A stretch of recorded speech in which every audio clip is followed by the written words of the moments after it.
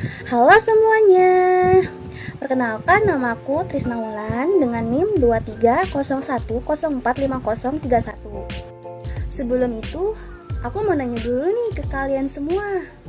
Kalian tahu gak sih apa itu written expression pada TOEFL? Ya, written expression pada TOEFL merupakan bagian dari soal TOEFL yang menguji kemampuan kita dalam mengenali dan juga memperbaiki kesalahan tata bahasa atau biasa disebut grammar yang berada di dalam sebuah kalimat, di mana setiap soal yang terdiri dari satu kalimat yang dibagi menjadi 4 bagian yang digarisbawahi antara A, B, C, dan juga D. Dan kita diminta untuk memilih bagian yang salah secara tata bahasa.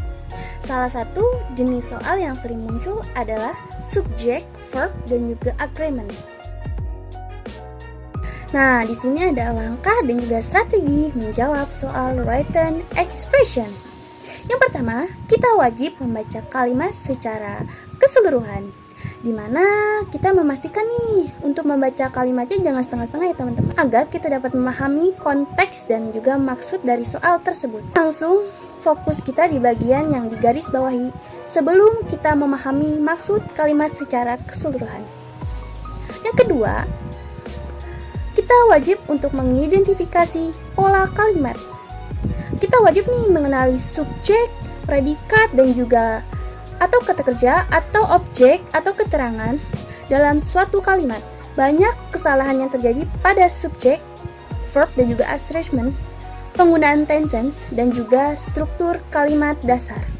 Yang ketiga, kita wajib untuk memeriksa setiap bagian yang digarisbawahi terlebih dahulu, seperti A, B, C, dan juga D. Setelah itu kita baru bisa untuk mengidentifikasi mana jawaban yang tepat. Dan setelah itu kita juga wajib untuk membandingkan dengan aturan atau tata bahasa yang benar. Fokus pada kata kerja, kata benda, kata sifat, proposisi, dan juga konjungsi. Yang keempat, kita wajib untuk mengenali jenis kesalahan yang umum terjadi dalam soal TOEFL. Beberapa kesalahan yang sering muncul, pertama ada subjek atau verb agreement, yaitu kesesuaian subjek dan kata kerja. Yang kedua ada tenses, penggunaan waktu yang tepat. Yang ketiga ada parallel struktur, keselarasan bentuk kata. Yang keempat ada word form, bentuk kata yang salah, misalnya adjektiva atau adverb. Yang kelima, contains atau uncountable noun, kata benda yang tidak dapat dihitung. Yang keenam ada redundant word, kata yang berlebihan.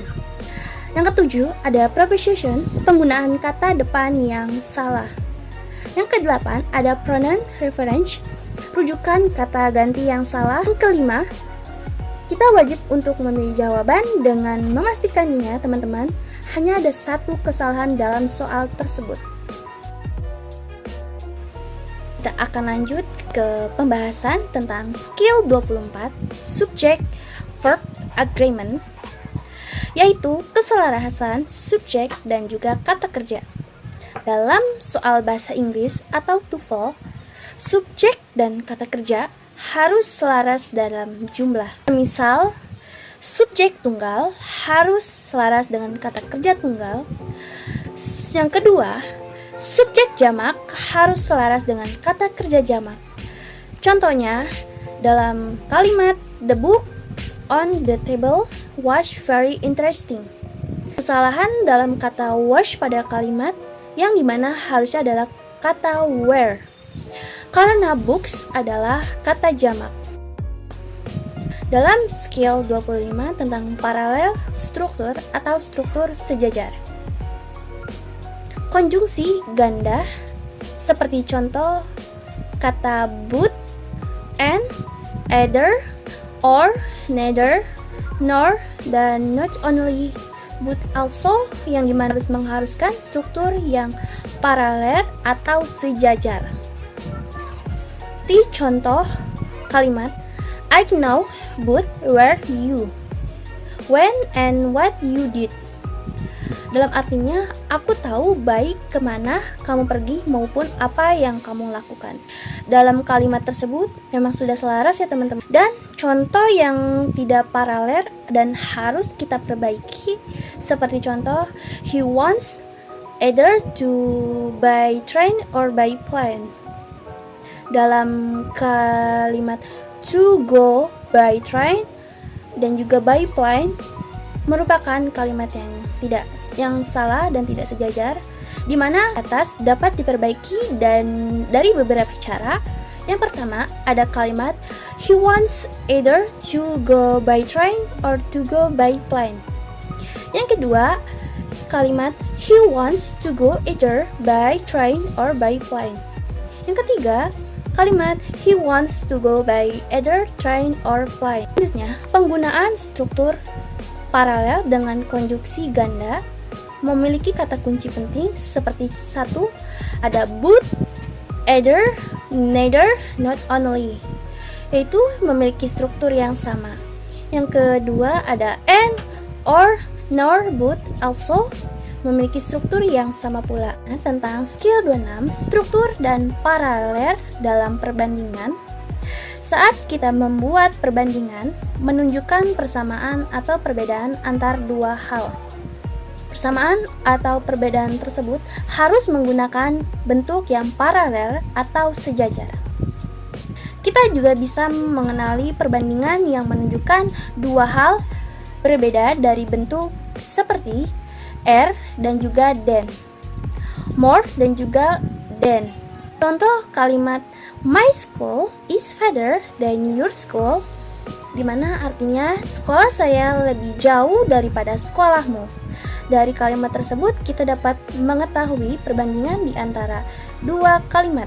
Perbandingan yang menunjukkan bahwa dua hal yang sama bisa menggunakan as dan as, yaitu ungkapan seperti the, same as atau similar to. Semisal dalam contoh pada kalimat their car is as big as a small house, yang dimana artinya mobil mereka sebesar rumah kecil. Dari kedua kalimat tersebut kita dapat mengetahui perbandingan antara rumah dan juga mobil, dimana mobilnya yang besar dan juga rumahnya yang ukurannya kecil. Baik, di pembahasan selanjutnya ada soal latihan dan juga pembahasan dari soal TOEFL skill 24, 25 dan juga 26, dimana pada soal ini kita disuruh untuk memilih huruf dari kata atau kelompok kata yang paling tepat untuk melengkapi kalimat tersebut. Pertama, ada kata after Raymond he plans on traveling to exotic location, dine in the Finnish restaurant and playing a lot of golf. Dalam pembahasan dari kalimat tersebut, kata kerja traveling, kata kerja verb ing. Dan yang kata dine adalah bentuk kata dasar, playing adalah bentuk verb ing. Nah, seharusnya traveling, dining, and playing. Dimana kita dapat mengetahui kalimat tersebut ia adalah incorrect atau kesalahan dalam kalimat. Yang kedua ada kata she was both surprised by and pleased with the seminar. Surprised by adalah bentuk pasif dan bentuk proposisi. Pleased with adalah bentuk pasif dan atau proposisi yang dimana keduanya sudah sejajar, dimana dalam kalimat kedua ini memiliki kalimat yang benar atau sejajar. Dalam contoh kalimat ketiga, he would find the missing key signature under the bed or behind the sofa. Pembahasan dari kalimat tadi, kata neither of adalah bentuk yang salah, yang dimana harusnya neither nor, yang dimana seharusnya neither under the bed nor behind the sofa. Jadi jawaban yang soal ketiga ini adalah jawaban yang salah dengan menjawab incorrect. Soal keempat ada he exercised not only in the morning but he also exercised very afternoon. Dalam pembahasan pada soal nomor 4, itu adalah memiliki struktur kalimat yang salah dan tidak sejajar, di mana in the morning adalah frase keterangan dan he also exercised adalah kalimat lengkap, yang dimana seharusnya dalam kalimat keempat harusnya not only in the morning but also in the afternoon, dengan garis bawah not only in the morning but the also excited very afternoon. Jadi jawaban pada nomor 4 ini adalah incorrect. Soal pada nomor 5, working 4 days very weeks is much more relaxing than working 5 days per week. Dengan pembahasan working atau working adalah bentuk yang sama atau paralel atau sejajar dengan pada soal nomor 5 ini kita dapat menjawab untuk correct, itu jawaban yang benar. Soal selanjutnya ada kita disuruh untuk memilih huruf dari kata atau kelompok kata yang paling tepat untuk melengkapi kalimat di soal berikut. Dari soal pertama ada Truman Capote in cold blood is neither journalistically accurate. Dari jawaban yang A, kita dapat mengetahui kalau itu kalimat yang salah ya teman-teman. Karena a place of fiction, di mana pronoun phrase tidak sejajar dengan kalimatnya. Dengan jawaban yang B, nor a fiction word, itu juga salah teman-teman karena itu non-phrase. Yang C, word written in a fictitious way, di mana bentuk or bukan nor dan struktur tidak sejajar. Nah, pada soal nomor 1 ini jawaban yang benar adalah D, not completely fictitious, atau dalam kalimatnya ada adjectiva pressures yang dimana sejajar dengan journalistically accurate dalam soal pertama. Ya, kata kunci dari kata neither, nor, di mana harus sejajar atau paralel. Frasa sebelum kata neither, journalistically accurate, atau adjectiva phrase. Maka setelah kata nor juga harus ada adjectiva phrase teman-teman. Soal kedua ada vitamin C is necessary for the prevention and of story, dimana kita langsung ke pembahasannya. Yang pertama jawaban A, it's curious, itu adalah kalimat yang salah atau tidak lengkap karena bukan noun. Yang B jawabannya curious, itu adalah bentuk kata kerja yang dimana itu salah. Dan yang C itu adalah sure atau bentuk noun yang dimana itu sejajar dengan prevention. Jadi jawaban C lah yang benar teman-teman.